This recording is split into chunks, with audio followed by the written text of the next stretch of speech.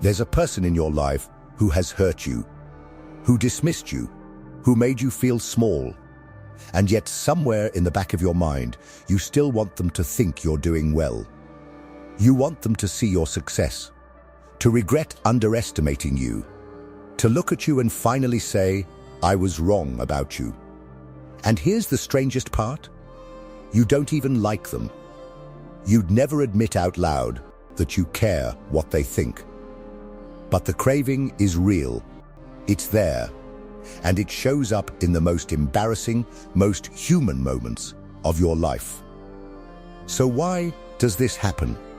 Why do we desperately seek approval from the very people who have earned the least right to give it? The answer is not simple, and it has almost nothing to do with the other person. Stay with me until the end of this video, because what you're about to understand might be the most important thing you've ever learned about yourself. If you've ever felt this way, if that opening sentence made your stomach drop a little, subscribe right now. Because this channel exists for exactly this kind of uncomfortable truth. Part 1. The uncomfortable truth nobody talks about. Let's start with a scene. You just got a promotion. A raise. Maybe you finished something you're genuinely proud of.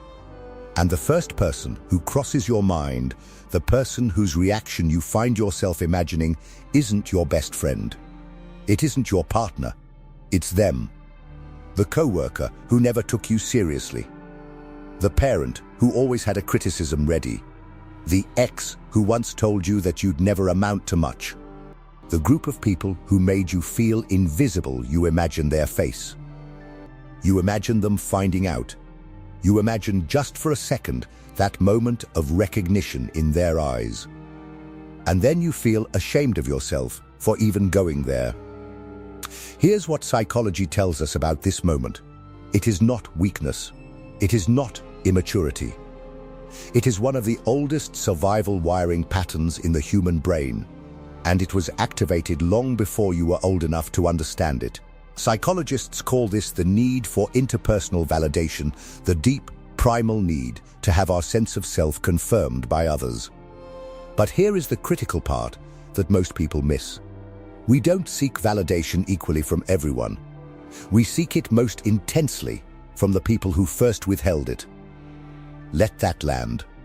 The people who made us feel unseen, unloved, or insufficient in our earliest years didn't just hurt us. They created a psychological wound, and that wound turned into a kind of obsession, a loop that our brain keeps running, searching for the resolution that never came. Part 2. The brain mechanism, why it's not your fault. To understand this, you need to understand something about how your brain processes rejection. Neuroscience has discovered that social rejection activates the same neural pathways as physical pain. When someone dismisses you, discredits you, or makes you feel unworthy, your brain registers that as a threat, the same way it registers the threat of a predator. And what does the brain do with an unresolved threat? It doesn't let it go. It keeps scanning. It keeps it in an open file, a perpetually running background process. In cognitive psychology, this is called the Zeigarnik effect, the tendency for the mind to obsess over unfinished business far more than things that have reached resolution. Rejection from someone you care about, or someone who should have cared about you, never feels finished. It feels like a story mid-sentence. Your brain keeps reaching for the ending. And here is where it gets even deeper. Most of this programming was installed in childhood. The human brain, especially before age 7, is in a highly impressionable neurological state. Researchers describe it as operating in a near-hypnotic frequency, absorbing rules about the world at an extraordinary rate. So, when a parent, a caregiver, a teacher, or a peer consistently withholds approval either through criticism, colds, or unpredictable affection, the child's brain doesn't conclude, "This person is the problem." It concludes, "There is something wrong with me. I need to fix it, to be worthy of love. If this is hitting close to home, don't scroll away. Share this video with someone who needs to hear it. Sometimes the most healing thing we can do is realize we are not alone. Part 3. The 3 faces of this pattern. Now let's talk about how this craving actually shows up in adult life, because it rarely looks the way you expect. The first face is proving mode. This is where you unconsciously organize your life around the narrative of someone who doubted you. You work harder, not because you love your work, but because there is a voice in the back of your mind saying, "I'll show them." The success is real. The achievement is real. But the engine running underneath it is a wound. And the uncomfortable truth is, no amount of external success quiets that voice, because the person you're trying to prove it to isn't out there. This is not coincidence. Psychology calls this intermittent reinforcement, the same mechanism that makes gambling addictive. When approval from someone is unpredictable, sometimes warm, sometimes ice cold, sometimes present, sometimes gone, your brain's dopamine system goes into overdrive. It's not that you value that person more. It's that the uncertainty creates a neurological craving, a pulling, a needing to know. The people who give you consistent warmth and love, your brain barely registers it as a variable. It becomes background. Expected, safe, but the person who keeps you guessing, every small crumb of acknowledgement floods your brain with dopamine, and every coldness feels like deprivation. You're not broken for craving this, but you are running on a very old, very broken program. The third face is the imaginary audience. They are gone, but they are living rent-free in your psyche, sitting in judgment of every move you make. And their silence, their theoretical approval, has become the invisible standard by which you measure yourself. Part 4. The origin story where this was born. Carl Jung spoke about the persona, the identity we construct to be acceptable to the world, and the shadow, the parts of ourselves we buried because someone once told us they weren't welcome. Most people who crave validation from people they don't even like are operating from a very early script.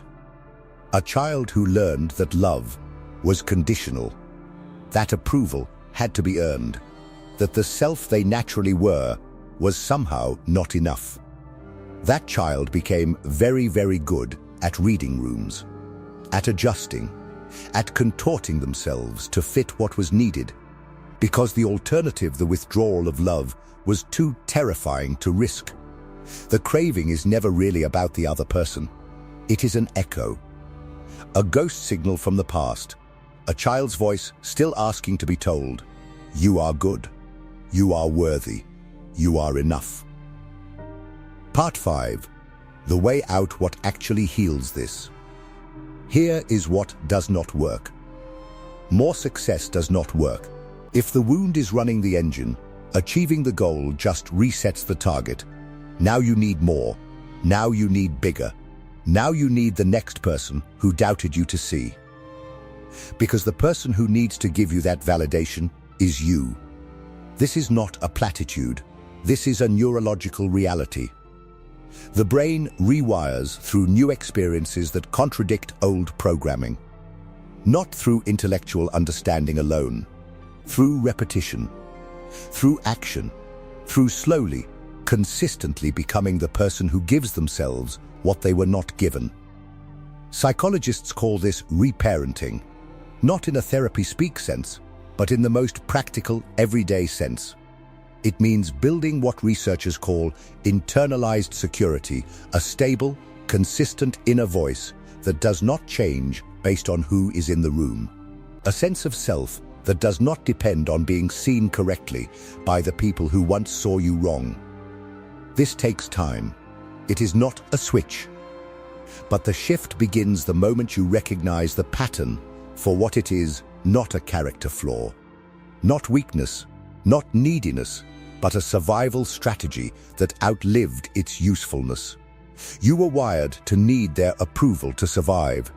You no longer need to survive them. If something in this video shifted something in you, leave a comment with the one sentence that hit hardest.